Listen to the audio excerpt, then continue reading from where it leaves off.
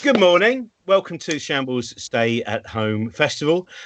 Good morning, Josie Long. Good morning. I'm good. My daughter is calling to me through the door of the room. It's actually been a lovely morning, so I'm feeling very chipper and very excited to be here. And also, I thought it was Saturday, and it's not. Oh, It's not the weekend yet. Not the weekend yet. Don't you start relaxing and lying around the house yet. That's what I was trying to work out, because of course tomorrow is the last school day, and then trying to explain to the child. Today's Friday. Oh, so yeah, you're right. Friday. As you just said, tomorrow is Saturday. Yeah. So but it is. So yeah, it's the last end, and then you have to work out how do you now remold the small area of where you live into a holiday situation. Do you use the attic as the equivalent of a trip to Rome, and then send souvenir postcards with various different images of detritus that are left around the house? How can we replicate these things? It's going to be and what's your plans? Well, we're going to have a holiday in the attic for a while and send some postcards to each other from there. And then there's a little back room, a little corner there behind some of my books and stuff. And that might be one of the very interesting rural areas that we go and visit. So I think that's going to be the best we can do. Yesterday we did one of those. I was saying before, but I love all the different ways that people are using the communication that's there. My wife's family, they're all connected up to play Trivial Pursuit. So 4 different branches of family, all connected by Skype, all still having the same arguments, the same fury that blue pie question is so much easier.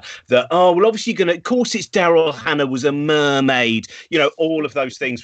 So it was nice. It replicated Christmas without necessarily the physical contact. Yes, it's really beautiful, just like Christmas. Me and Johnny played Scrabble and had a pie last night, and it really felt like we'd chosen to do that, and that there wasn't other things that we'd rather be doing. That was your date. That was your date night, wasn't it? This is your monthly date night. Yes, my partner Johnny's got really, really into Instagram. He's going on runs and he's making little videos about his runs, and he's doing about 5 Instagram posts a day, having before only posted once in 2018. So it's a big deal for him. Yeah. Have you got a show and tell this morning? Oh, brilliant. So when I was away on tour, I was missing my daughter terribly, even though I was only away from her the odd day, really. She won't wear gloves. She won't do it. She will not tolerate a glove or a hat. And it was cold, and I was thinking, God, how can I convince her? So I knitted her these very cute fingerless gloves, and I also knitted matching gloves for a dolly of hers and a teddy of hers, so in kind of 3 different sizes, and a scarf for the teddy and a hat for the teddy. And what it meant was that she wouldn't put the gloves on at all, and then she lost all the matching gloves. So it was a resounding success. I only have this one to show for it. It's never been worn. And the worst part is I really, really thought about the pattern and everything. So yeah, I have this fruitless attempt at clothing my daughter. To be fair to her, she does dress the teddy in the gloves and scarf. But yeah, I found that and I thought it was a nice thing to do. This is what because we've both had this experience. Both of us have in our audience sometimes not merely knitters who knit when they're not seeing your show, but quite often people who actually knit during your show. What do you think it is about both of us that somehow that it seems knitters have been drawn to that world? It's a beautiful thing to see someone who's actually enjoying a show, but also creating something themselves at the same time. Cardigan-based performer, Robin, and I feel like if somebody comes to see you a number of times, it's really in their face. You're flaunting it, the knitwear, and I feel like after a few shows, people are going to feel like if they don't produce some knitwear of their own, they're not reciprocating properly. And they have said that. They've said he flaunts wool like Lenny Bruce flaunted 4-letter words. That's pretty much what I'm the Lenny Bruce of lamb's wool. That's what I reckon. You've been arrested by a number of shepherds. What's your show and tell, Robin? My show and tell is something that Helen Zaltzman did for me, and I'm sure you might have some of these as well. Helen Zaltzman, who went on to do, has done some incredible podcasts. I don't know if her podcast is out at the moment. So she's the people who started podcasts. She was the first person to sort of regularly make a brilliant professional podcast. I don't know. We were doing them in me 2005. Shut up, Josie. Let's pretend we're pioneers for a moment, but we weren't as brilliant as her. So let's be fair about that. But it was, and she also used to play the xylophone as well at the book club shows that we did. She was a wonderful xylophone accompanist, which made this very nice kind of lo-fi sense of the Velvet Underground, while the poetry of Danielle Steele was read out. And I was obsessed years ago with a friend of mine, Charlie Skelton. We used to come up with ridiculous different versions of Yo Mama is so fat. And one of our jokes is, your mama is so fat, when she gets up in the morning to put on her jeans, more often than not, she finds that she has eaten them. And that was then turned into that. I don't know if you can, how well you can see that. Where a decorated general or emperor doing that particular joke, and that is my show and tell. That is the art of Helen Zaltzman. And, I have one in the other room, but I can't get to it because it will disrupt the baby situation. This sort of very cheery looking 1970s, 1980s old school comedian who I don't know. I think she sort of found the picture. It's not a famous person, and he's saying champion. And I love it so much. It's been on my wall ever since. I'll find, because I've got another one somewhere which we took down in that interim period where you're a little bit uncertain about swearing in front of your children. But now my son watches Friday Night Dinner and the young ones and everything. It doesn't matter anymore. It was that interim. It's like I used to have a wonderful, great big poster, European poster for a film called The Devil's Daffodil, and it was Christopher Lee. It was a German, Spanish, French, Italian, and Channel Islands co-production, and it had kind of like a woman in a basque and someone taking heroin and all these things in the early 60s. And there was that point where we went, now the children are 3, we better change that. And now it's a poster for an Ingmar Bergman film, and we're going to have to change that again because that, of course, deals a lot with existential anxiety. And now we'll have to change better to have the daffodils and the heroin, to be honest, a bit simpler. I think we're going to go back to that, or the Sword and the Sorcerer, I would imagine. One of those. Did somebody say heroin? Finally, the second week and the madness of the heroin panda. I just let me have a look at it. No, come on. Oh, this is a wonderful segue as well, because don't forget, later on, your heroin panda will be able to ask Suzi Gage questions about drugs. Yes, my name is Peggy. I'm a friend to the show. Sorry. So we should say today we have Lee Ridley, Lost Voice guy, who was won the BBC Radio New Comedy Awards, and also Britain's Got Talent. Britain's Got Talent. I know, that's a bigger deal than the BBC Radio Comedy Awards. I know, but I'm giving. Look, I'm 51. I listen quite often to Radio 4. I don't watch ITV quite so much anymore. Though I've seen a couple of rather interesting things on Netflix. We're also joined by Suzi Gage, whose brilliant podcast, which is now also a book, Say Why to Drugs. We'll be talking about that. But first of all, we are joined by Mr. Good morning, Ed. Good morning. Hi. And a very good morning to both of you. How are you? Good. Hello. Hello. How are you finding this? Because I know when I was travelling around the country, I'm sorry to start with this, but your magnificent tour poster, by the way, can I first of all say the image that you had for your tour poster was so, if people haven't seen it, look up afterwards. This really great image, a very outdoorsy kind of image. It's the country file side of you. Yeah. You're getting ready for hiking.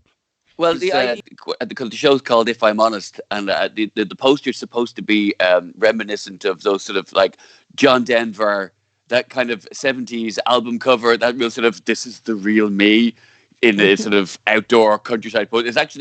It was specifically the fact that I've got a little twig in my hand that I'm sort of sniffing. It's from a George Thorogood album cover. And that was sort of, and the background is a painting of the outdoors. So it's sort of simple, and I'm also quite, you can see I'm quite sort of, let's say, overproduced. The faces, there's been some post-production done on it. So it's a sort of juxtaposition of the concept of honesty, and this is the real me, with a sort of sheen put on it. A lot more thought went into it than normally goes into my posters, I have to say. Has anybody... It's really striking.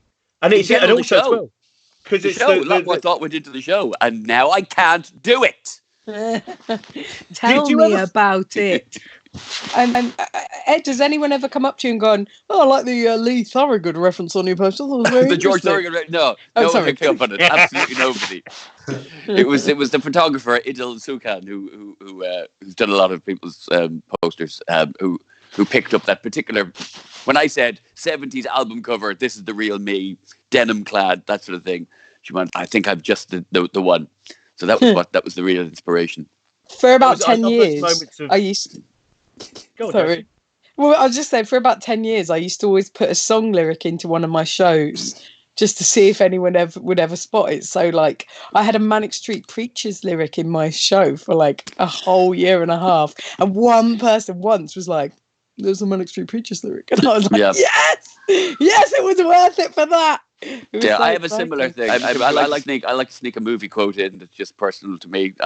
In this current show, it's man's got to know his limitations, which is Clint Eastwood's catchphrase from Magnum Force. Yeah, and very few people go, was that a Magnum Force reference? Yes, well done.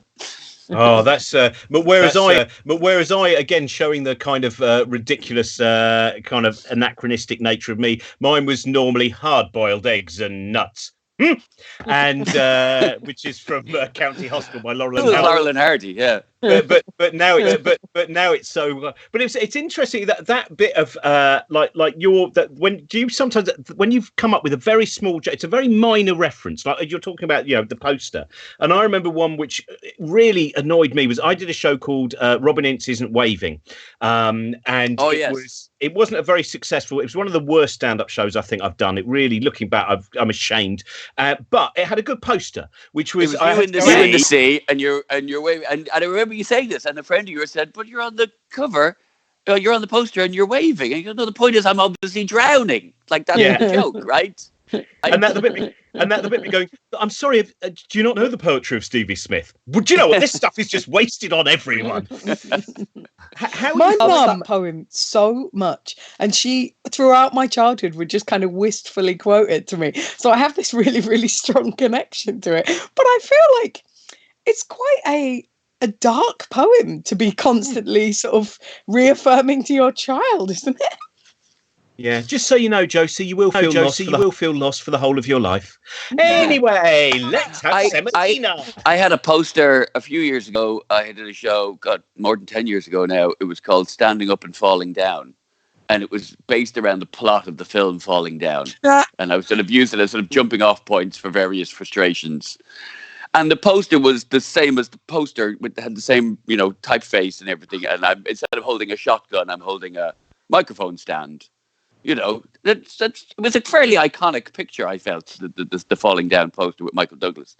And then when I went to Australia to do the show there, they just changed the poster. The promoter just said, "Nah, don't think anybody really remembers that film." Like, you didn't even ask me. So you've just got a photograph of my face. I'm sure that film is more famous than my face. I think it's when we realise that even kind of some of the more mainstream comics that we know, most of us are more niche than we imagine. There are things which we believe are everyone must know because we focused on them, and then you find out everyone else walked by. It's our obsession means that sometimes. I'm certain that the film Falling Down, starring Michael Douglas, is more well known than I am. I don't think that's amazing. I don't think I'm being false modest there. I reckon that's a more successful entertainment entity than me. It made more money than I've ever made. So I'm quite happy to say that if you think I'm well known enough to bother putting me on a poster, then definitely that film is more well known. Ed, that would be my opinion. I'd like to ask you, yes. Are you finding this experience conducive to writing stand-up comedy? God, no. Good. And it's funny. And my manager, who's been my manager since I started, so 27 years, is like, "Oh, well, you can just start working on the next show now." No, I can't. I've always, every time I think of an idea, I have to go to a comedy club and try it out. I don't know something's funny until I hear an audience laughing at the first time. So it's not getting written until I can actually get out there and give it a whirl. So there's nothing getting written right now. I have just written off this year. I am lucky enough that I have a house which has equity I can release, which is another way of saying I've had to remortgage. But yeah, I can sort of sit on my arse for a year, and I'm lucky enough in that way. But everything has just been reset for me. I'm just sitting and doing nothing and then hopefully can pick up. Luckily, I'm not the most topical comedian in the world.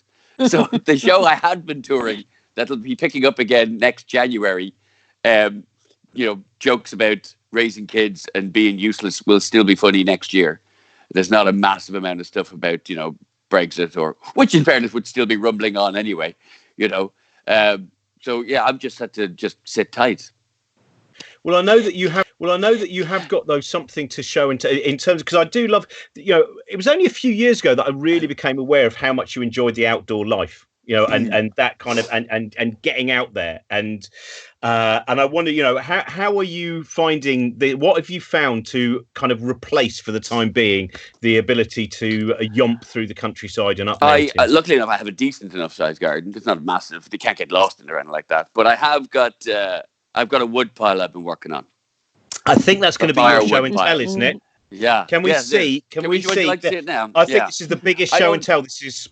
I don't have like trees, in my garden. I have a couple of trees, but not the ones that I don't use them for the wood pile. But I know people who've got sort of woodland next to them and around them.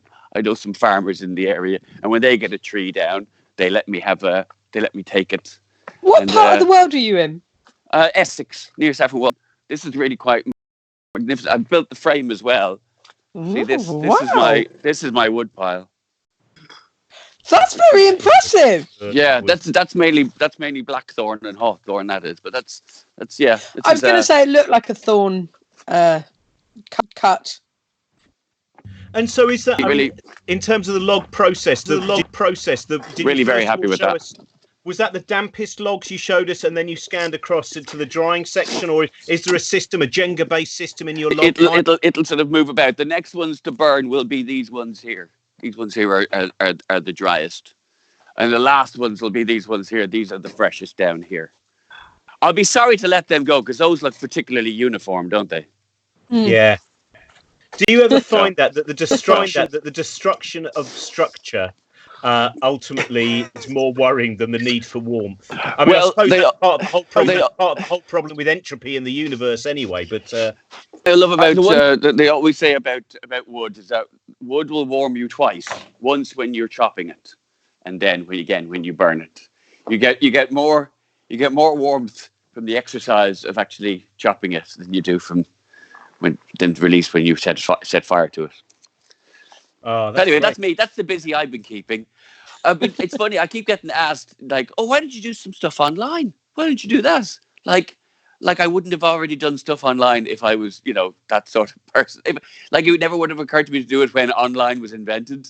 I don't have any characters or sketches lying around that I've been dying to just put out there. It's like, well, you can just do that. Why don't you just do some stuff from home? Because I don't do that. That's why I can't do that. I think if I could do that, I wouldn't already have been doing that. The one good thing about the shut-in for everybody, this hairstyle's becoming quite fashionable. I've had coronavirus shutdown hair my whole career. And now everybody's just following suit. Thinking of your career, I would. By the way, we just have to say that on the live feed, there are a lot of people who've said they have wood pile envy. Yeah. So so you should. I almost feel like I'm going to be a miser with it now. I'm just going to never burn it. I'm just going to sit and admire it and just use the central heating. I just see now your children wrapped up in all manner of rags. Can we have a log now, Father? No, not yet. You're not cold enough to ruin the log pile. If I was to ruin the symmetry of the entire thing. I wanted to ask you something about your stand-up actually, because when you started, you were one of those people who I think felt quite fully formed. From the first gigs that I saw you at, you were a very impressive comic, and it was back, what was it, 94, something like that, 95 maybe. I was thinking from a lot of people, so that was an intro. Anyway, that's nice of you to say. But years ago, when I was gigging in South Africa, and I remember going to one of the comedians' houses, and I thought, my God, I've never seen so many VHSs of stand-up comics. This guy has a huge collection. And then that night, I watched his act, and I went, oh, I have never seen the results of only so many VHSs of. But what I wondered was, we had Joe Brand on the other day, and I remember Joe saying something when I was a young stand-up. She said the trouble with being a stand-up is actually you don't really know who you are till you're 30. And I wondered, as someone who actually was very impressive, you know, for in their early 20s, now when you look back, do you feel there is a way that you, how much has changed in the way you can express yourself and the world you show? And you think, yeah, there is a point where you suddenly go, now you were an effective stand-up, now there's something much fuller about that, something fuller about the expression of it. I think when I was younger, I would say anything to get a laugh, and for the most part, that proved quite effective. I think now I am probably and I don't think it's necessarily because of the backlash you get from people complaining afterwards via social media.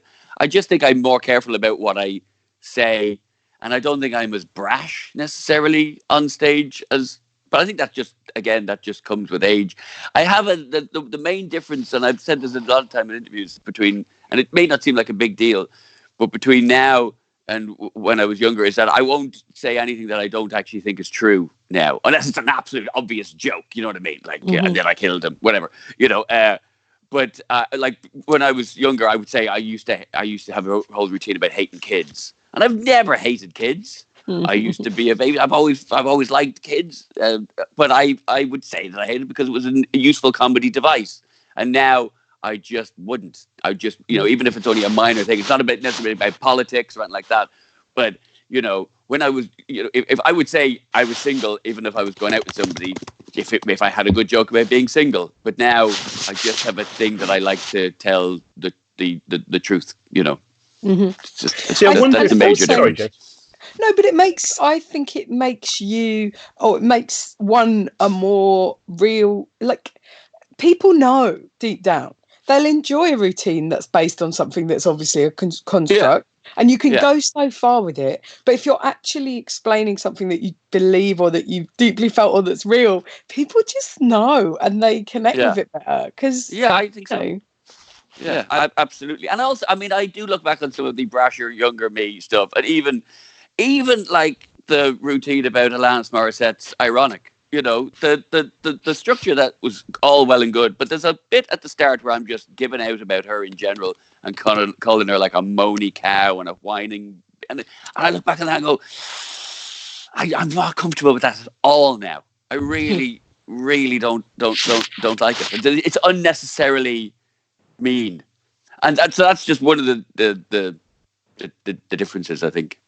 Yeah, I think that's that bit where you are doing, to a certain extent, received ideas. You're doing the presumption of what I think this is what the audience wants, and I think this is what a comic would do. I don't know if that makes sense. This is what a comic would do, and then there's a point for where you go, oh, this is what I want to do. I don't have to play the part of a comic.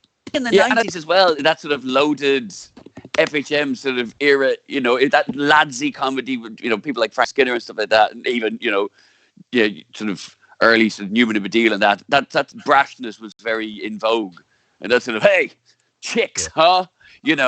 Was very kind of we worked. It was very effective, and I think I look back on some of that, and don't feel entirely proud of everything that came out of my gob. No, I think that's, but that's good, isn't it? Because it means that even though you can feel, and I still feel, there's bits where I go, I can't believe I did that joke or about that, whatever it might be, that at least means you go, oh, good, I'm not the same person I was 5 years ago and the person 10 years ago, and that's some kind of progress, hopefully. Yeah, and also, sorry. Acknowledge.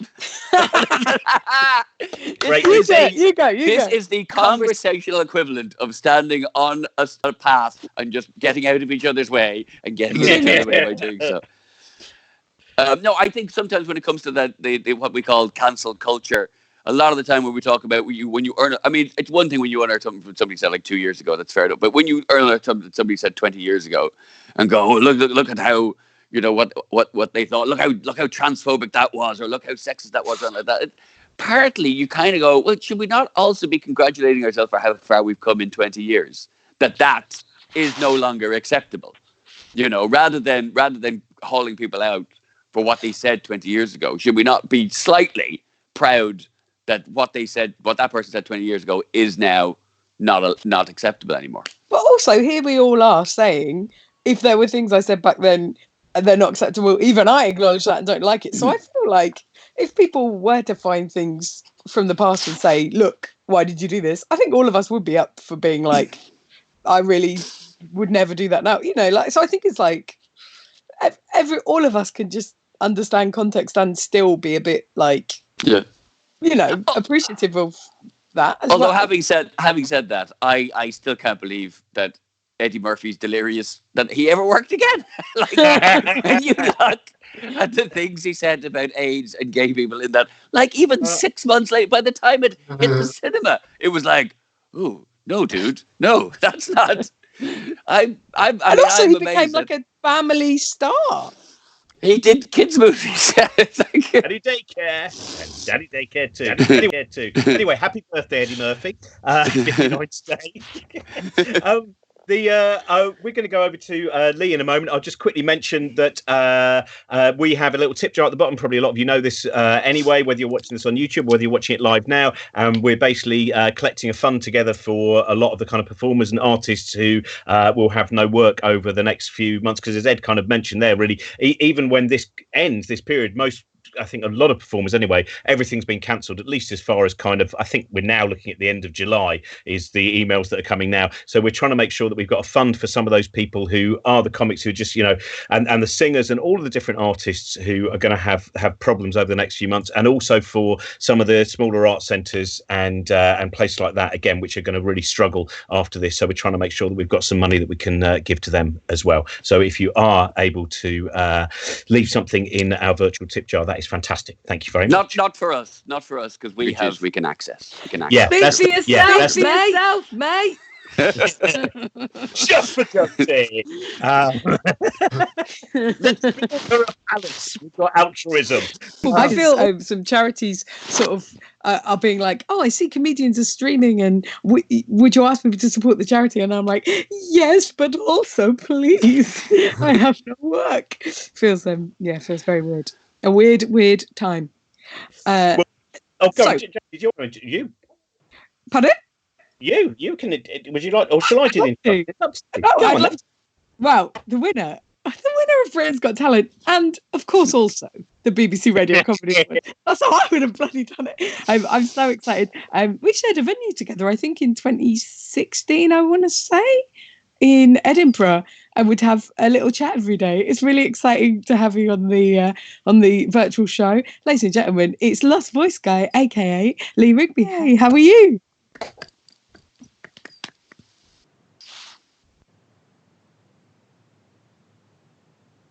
I'm good, thanks. Thanks for doing this.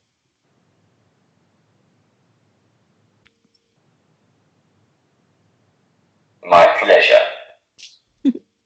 We've got some questions to ask you about this. Robin, have you got? Lee's going to do. I think we're going to have a bit of a set as well. First of all, from Lee. Amazing.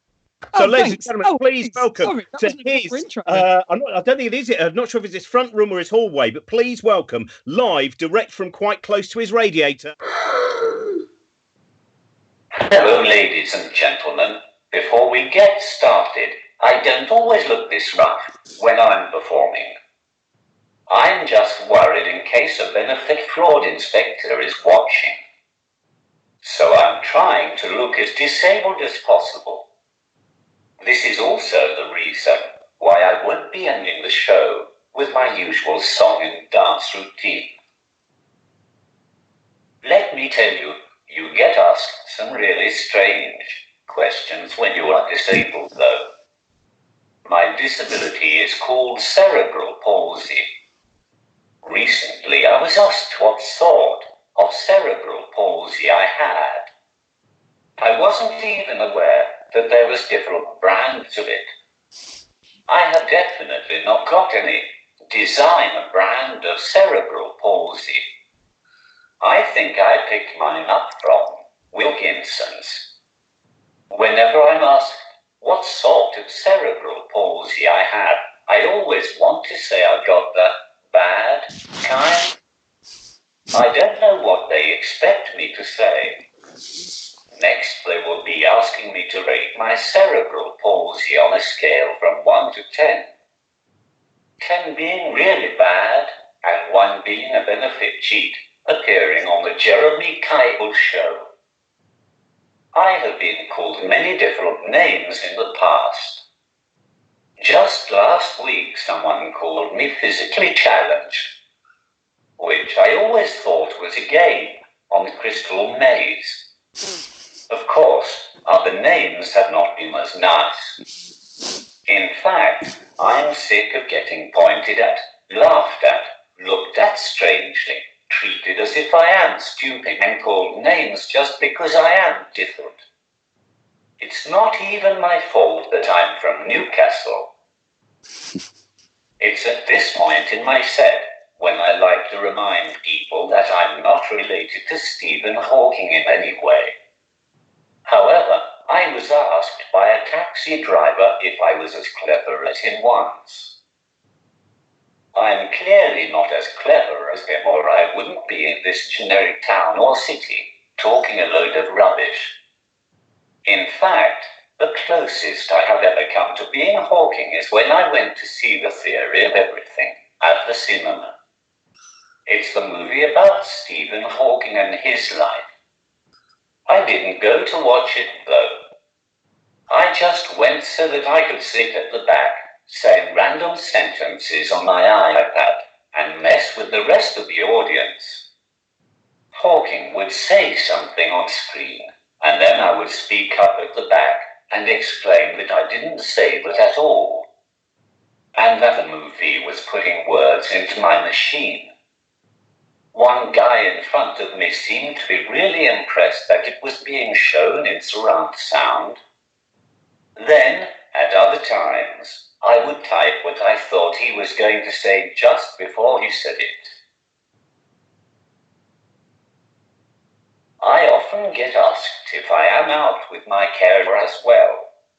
I really wish people would stop thinking that the people I am out with must be my carers. Because obviously disabled people couldn't just be out with friends. That would just be stupid. Just to put the record straight, I have always been very social and have a lot of mates. I had some great friends at school. Like most good friends, we got up to our fair share of mischief when we were together. Such as the time I borrowed my friend's wheelchair and stood outside a church, trying to sell it because a miracle had happened and I had been healed. Or when I went to the zoo with my mate who had one arm, went into the lion enclosure and asked him to point out which one of the lions had took the other arm in front of loads of children. And we used to love sending my blind friend really erotic letters from a pretend girlfriend because we knew his mother would have to read them to him. Another question that I get asked quite often is, have I ever tried to talk just to see what would happen?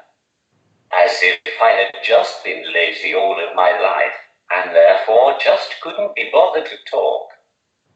Like I was only putting it on to take advantage of the disabled parking. But, in case you are wondering, no, I haven't tried to talk before. Mainly because I know nothing would happen.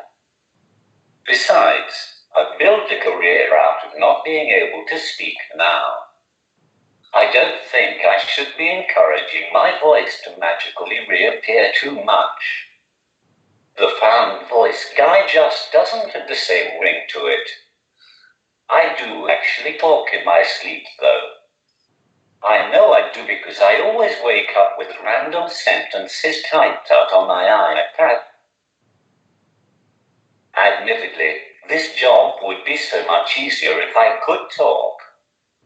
because apparently it's very important to get your tone of voice right when doing comedy. So that means I'm completely screwed. For example, this is what I sound like when I'm excited, and this is what I sound like when I'm miserable, and this is what I sound like when I'm happy, and this is what I sound like when I'm bored. In fact, the only time I sound any different is on Tuesday nights when I pretend to be a woman.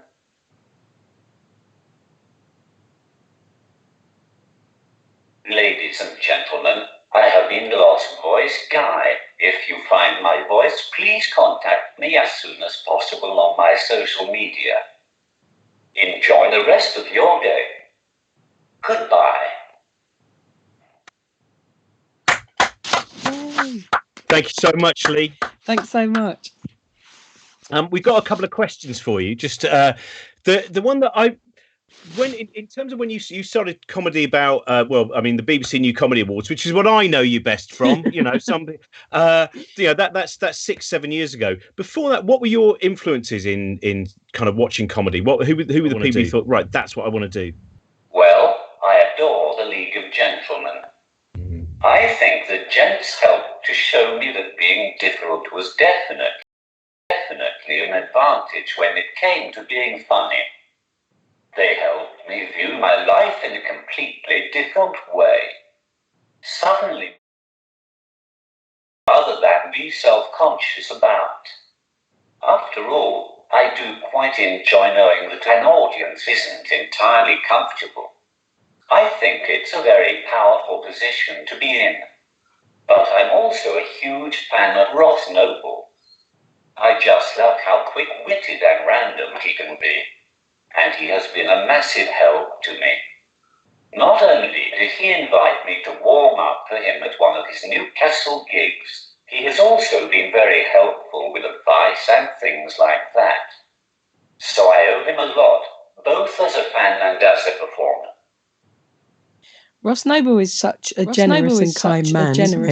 He's the best. I remember the first time I got to go to the Melbourne Comedy Festival, he basically let about 5 of us come and camp out on his farm near Melbourne. It was the greatest night. It was like Willy Wonka. It was like we'd all won this prize. And he sort of like bought loads of little tents. It was astonishing. It was the most generous thing. And he took us on his on the back of his van to go and see kangaroos with a big torch. So we got to like shine down kangaroos. Yeah, he's the best. What a brilliant member of the comedy community. Like, what an incredible person. Have you got Josie? Have you got any questions? Oh, apparently Ross Noble's doing the same time, and some people are watching both at the same time. Oh, we've clashed. It's ridiculous. Well, now you've told everyone. Bye, everyone. Bye. Thanks for watching. I was wondering as well, Lee, whether you kind of do you feel like a trailblazer, or is it for others to declare your genius? I didn't start stand-up comedy to become a role. I appreciate that I have inadvertently become one. I don't really see myself as an inspiration or anything. I'm just a bloke trying to get on with his life. I'm not doing anything special. But I don't mind if other people see me as a role model. If it helps encourage them to follow their dreams and gives them hope for the future, then I'm not going to complain about that. But, of course, some people don't like what I do, and it's fair enough as well. I appreciate that my comedy isn't for everyone. I've had first-hand experience of facing an audience who weren't sure about the disabled bloke on stage at the start of the night. But by the end of the night, they'd forgotten all of that awkwardness and social anxiety and were just enjoying someone telling jokes for a living. I won't mention the time I got asked after a gig if I was a character. Suffice to say, some people are beyond help.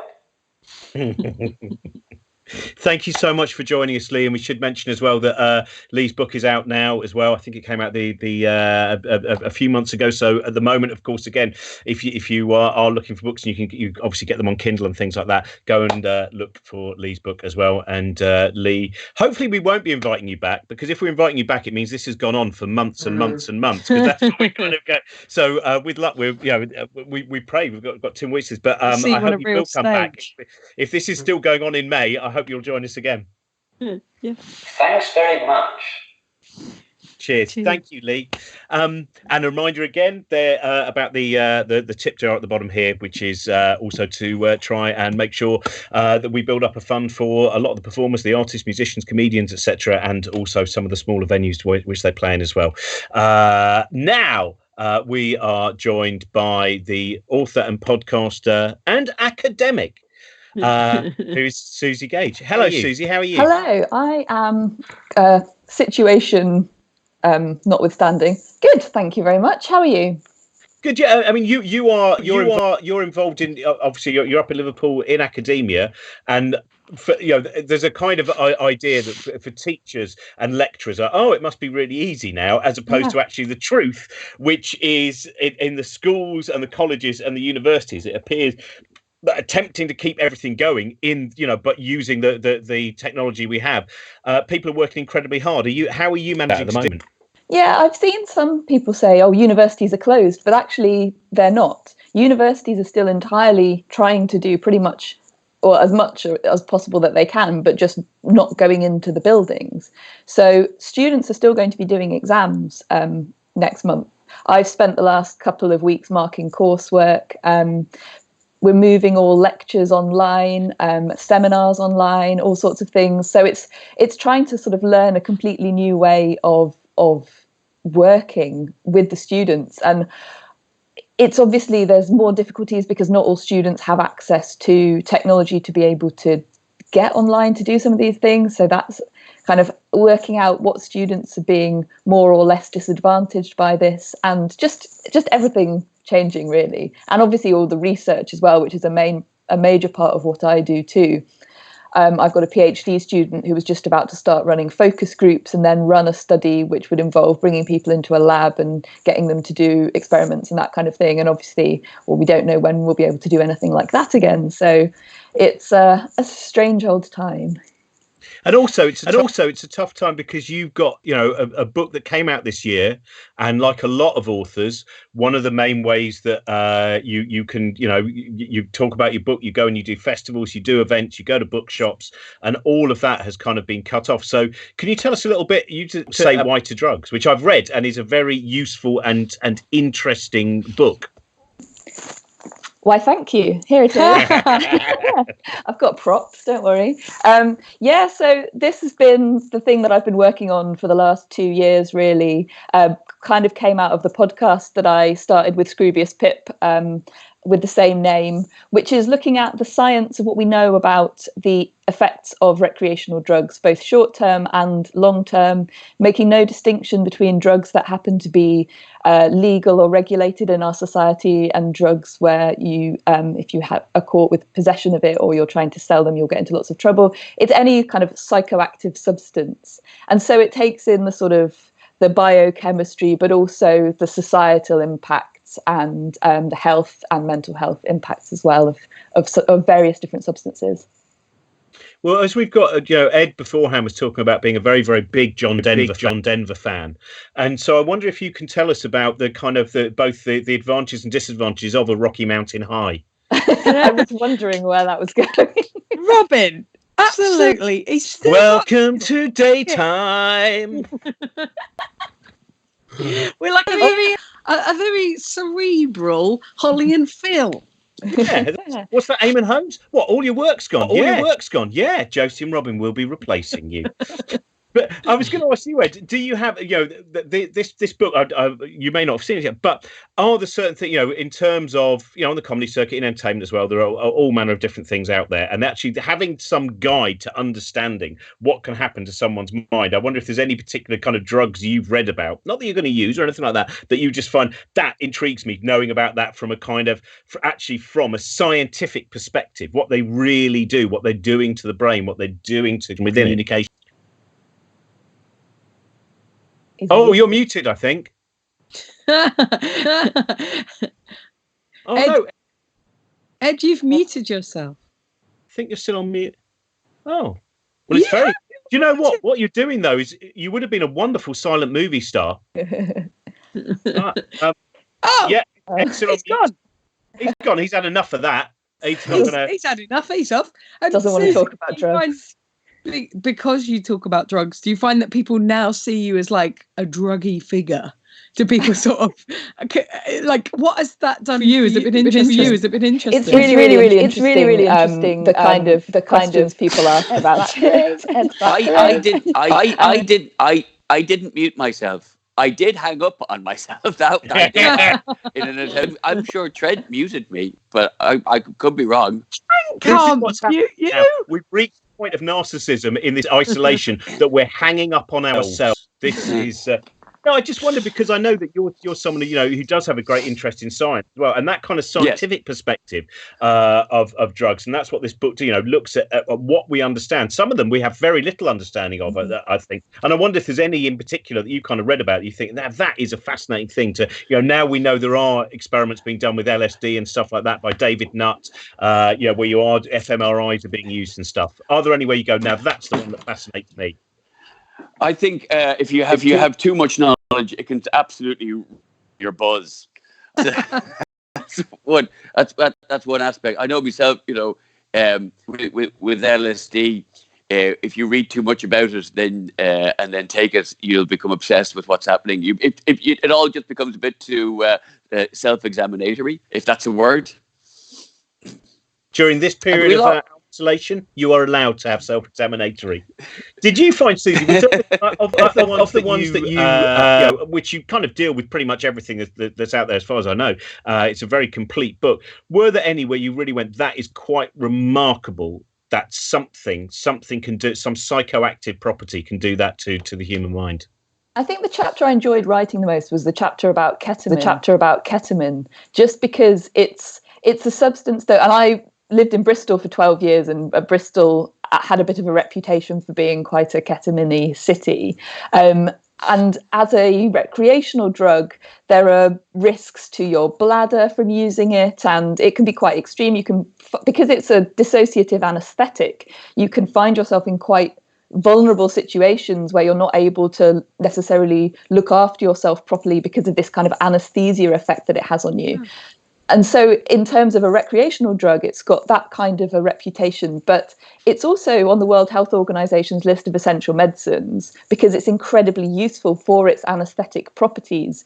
In other anesthetics also depress your breathing and your heart rate, but ketamine doesn't do that so much. So if you haven't got access to respiratory machines, then it's a sort of safer, for want of a better word, anesthetic to use. And it's also why it's really useful in veterinary medicine as well. It's apparently, so it's called a horse tranquilizer because that's kind of what it is. Although apparently it's really useful in camel surgery. That's what I learned.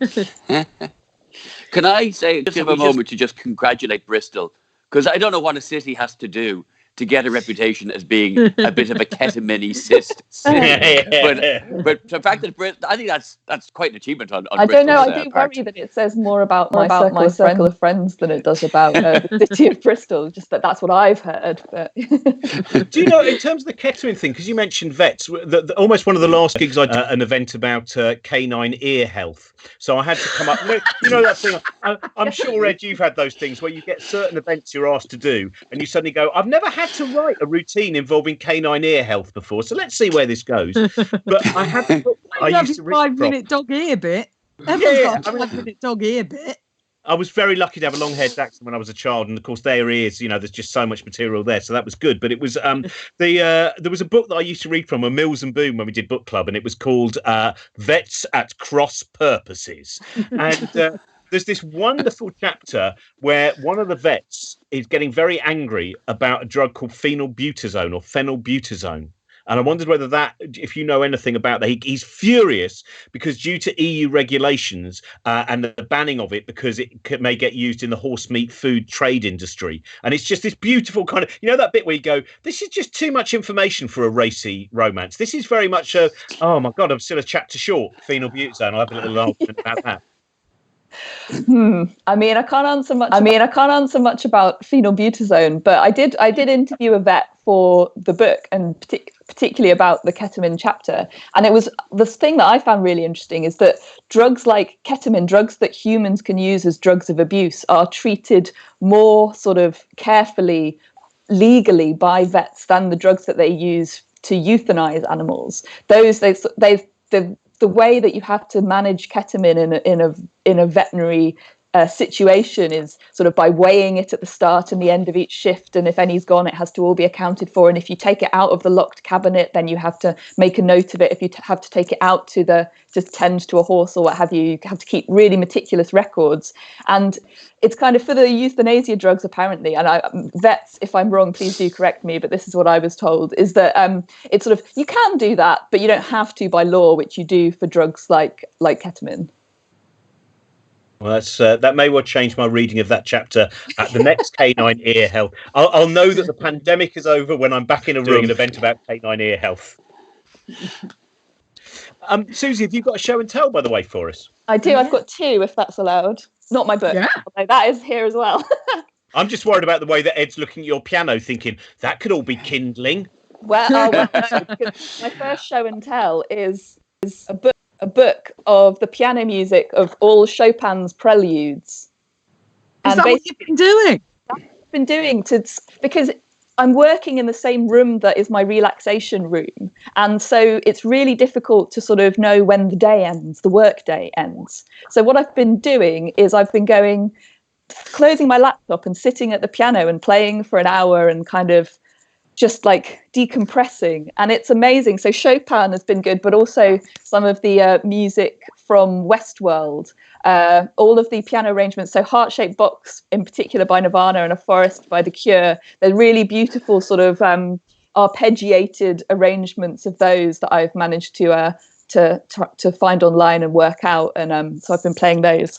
You do know that at the end we'll be asking you just to take your earphones and just go over to the piano and just play that. Because the show that I might be doing or might not in October, it's called The Satanic Rites of Robin Ince, which is all about my kind of love of horror films when I was a kid and hopefully we're going to do some gigs of those together, because Susie is also a huge admirer of Goblin and of the 1970s. I did used to be the keyboardist in a Goblin covers band called Il Goblin, which was one of the most fun times of my life and really, really quite difficult to play. But the other thing... What was the name of the band? What was the name of the cover band? Il Goblini, yeah. What you wouldn't have gone for Hobgoblin? No? We wanted it to sound sort of Italian, but it just sort of, I think it was misjudged. But and the other thing I've got is, can you see that? It's build your own The Wicker Man puppet procession. Which was the best Christmas present I got this year. And that's my plan for the weekend. I'm going to build my own Lord Summerisle. Huh? Can we get that from? I'm sure Jim Murray found it for me, and I'm sure that I'll be able to find out where he got it and I'll let you know. But yeah, it looks pretty amazing. If by the way, if anyone didn't see yesterday's Shearsmith on, one of his show and tells was he was given a piece of wood from the original Wicker Man. Like this wonderful. It was that made me think about showing you this. Yeah, and then Christopher Lee certified it as genuine for him. Certified by Lord Summerisle. Thank you very much. And so, how are you when you're not doing the academic work? Have you managed to, as you were saying, you've created a structure for your day? Because I think that's what a lot of people are finding hard, is that bit of going. If you just, I mean, comics anyway know this. That whole thing of especially when you're a new comic and you go, well, I kind of have work today because I did 20 minutes this evening, and the rest of your day is just awful, kind of ether. And are you finding that possible? It's tough. You have to kind of settle into not beating yourself up if you don't achieve as much as you would like, and just, I don't know. That's what I'm trying to do anyway, is sort of give myself a bit of a break and say, look, as long as I've done something, I've got dressed, I've had a shower, I've turned the computer on, I've sent a few emails, doing the marking was a good thing to do. That was something I'm really struggling to do research. And also at the moment, I've got a public engagement fellowship from the Wellcome Trust. And it's really difficult to do public engagement when you're not allowed to engage with the public. Lots of, like, maybe you say, well, that's fine, you just move it online. But a lot of the stuff I was doing before this was blogging and podcasting and online stuff. And the whole point of my fellowship was to try and do other things. So it feels a little bit like a step backwards, but I think it's just a step sort of sideways. And one of the really exciting things, so I teach on the medical degree at Liverpool, and a lot of our final year medics are being sort of fast tracked so that they can go to work as soon as possible and start sort of being on the front line. That's true of the medics and also of the nursing qualification that we do as well. So there's a lot of students in Liverpool who are about to be going and doing this really incredible thing. So with some other psychologists in our department and in the university, we're trying to create some resources to kind of offer support to these young people who are about to be going and doing something amazing, but potentially really, really tough for them. Wow. One final question for you. Everyone's always said, now I have this time, I'm going to do I think there's going to be an enormous number of people who believed they were going to read James Joyce's Ulysses during the pandemic and have failed, as they failed in all other scenarios. Have you got one of those things, whether it's a film, a book, or anything, you go, maybe now I've got the time? I think the real victim in all of this are the assistants who work at production companies, who are going to have to read all the really poorly structured but gag-heavy movie scripts written by comedians who are currently out of work. I think that's going to be the... and I think we will. I think, a year or 2 years down the track, there's going to be some really quite funny movies and plays. There's going to be some very thoughtful and dark plays written by comedians who are giving a new outlet to themselves. I'm sure it's something like that I'll churn out. I say that, but I'll probably just turn my woodpile into toothpicks. Yeah. I think the important... Sorry, I think the important thing, like to keep stressing to people, is that this is such an unusual time, and if you don't come out of it with a film script, you haven't let anyone down.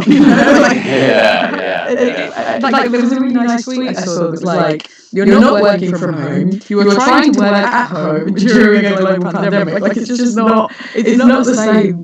Nobody's life is the same apart from.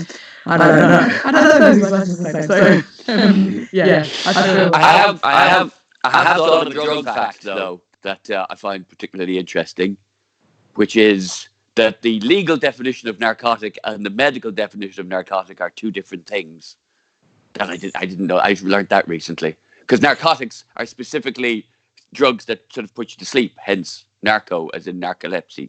But in America, particularly, the narcotics division is just any drugs that are illegal.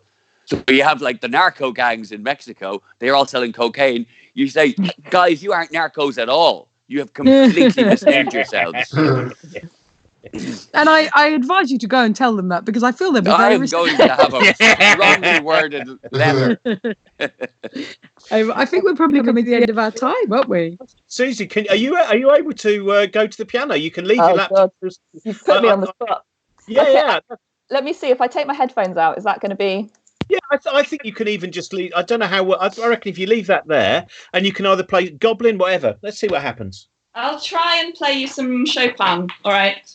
Copyright free, of course. Everyone, by the way, for watching. Thank you very much, everyone who was able to donate as well. Next week, tomorrow in the morning, we've got a kids' science show at 11 a.m. Josie's doing another Quarantine Comedy Club tomorrow night. And then Sunday, we've got 2 science Q&As. In the afternoon, we've got a science Q&A, which is a general one about physics, about the universe, about whatever you would like to ask about science. And then at 7 p.m. in the evening, as I've said already, to our great disappointment, due to Janet Street Porter and Vanessa Feltz saying no, instead we're having to do a Q&A about the pandemic with people who work in the world of immunology, virology, and mathematical statistics as well. So that will be on Sunday night at 7. And then next week, I think Monday we have Russell Kane. Tuesday we'll have Tim Minchin with us. We have lots of other guests as well. So and if you can subscribe to our YouTube channel, that that would be lovely. Wouldn't Thank you say, you. Josie? I would love it. Thank you so much. I'm a bit distracted today because I don't know why, but exhausted. Well, So- I think that's quite comprehensible. Ed, Lee, thank you very much. Thank you And so now much for coming on. It's really exciting to have you. With her Chopin, it is Il Goblino's. Just make it very raw.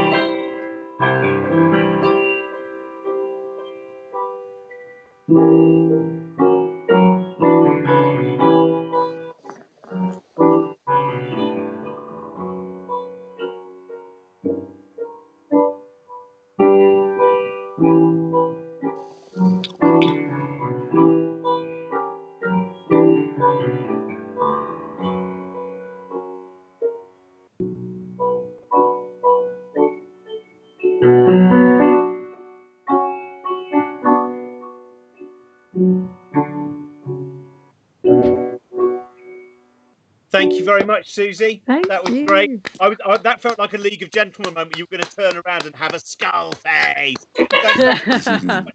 Bye-bye.